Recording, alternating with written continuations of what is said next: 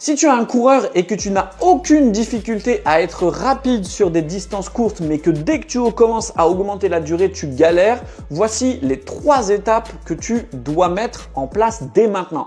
La première étape, c'est que tu vas mettre une séance progressive dans ta semaine. Tu vas commencer en endurance fondamentale et tu vas augmenter tous les 2 km jusqu'à ton SV1.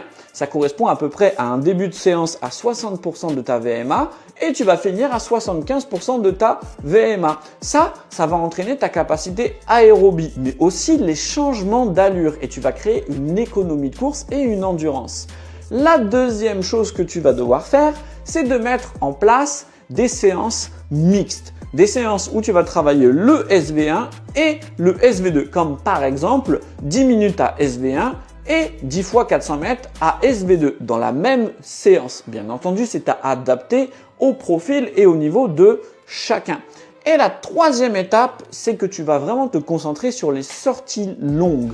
Et là, je parle de sorties comme 14 km, 16 km, 18 km, 20 km. En tout cas, tu vas devoir augmenter le volume de cette sortie longue pour créer une énorme capacité aérobie qui te permettra de pallier à ton point faible.